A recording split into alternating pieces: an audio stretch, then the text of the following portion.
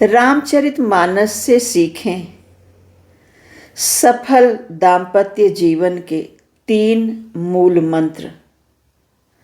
सबसे प्रथम है आपसी रिश्तों में अहंकार का अभाव। पति पत्नी के संबंधों में अहंकार बिल्कुल भी नहीं होना चाहिए। एक दूसरे के प्रति सम्मान की भावना होनी चाहिए। जैसा आप जानते हैं कि राजा जनक ने यह प्रतिज्ञा की कि जो शिव धनुष पर प्रत्यंचा चढ़ाएगा उसी से सीता का विवाह होगा।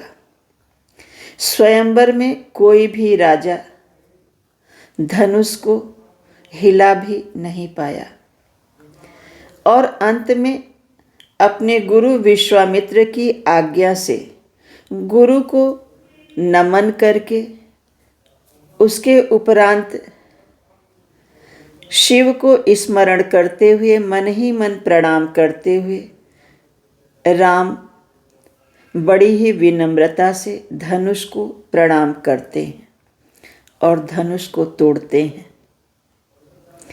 तुलसीदास जी लिखते हैं, राम सो राम सिया सु सिया, सिरमौर विरंचि विचारी विचारे।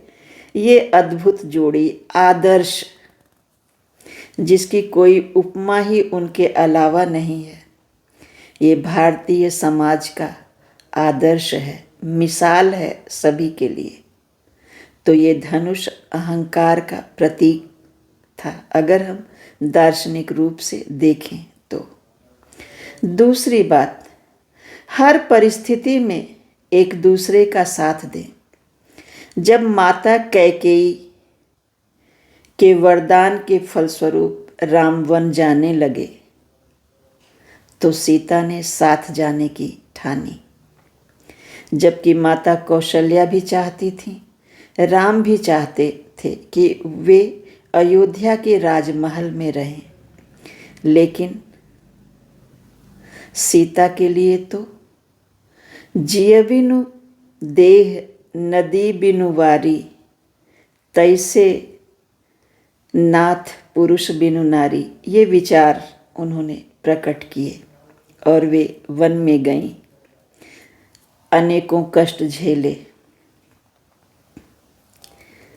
तीसरी बात, एक दूसरे की बात को बिना कहे समझें, मन को समझें, परिस्थिति को समझें। जब केवट प्रभु को नौका पार कराता है, प्रभु के मन में बहुत ही संकोच है कि वे उतराई के रूप में कुछ दे नहीं पा रहे हैं। माता सीता को देखिए,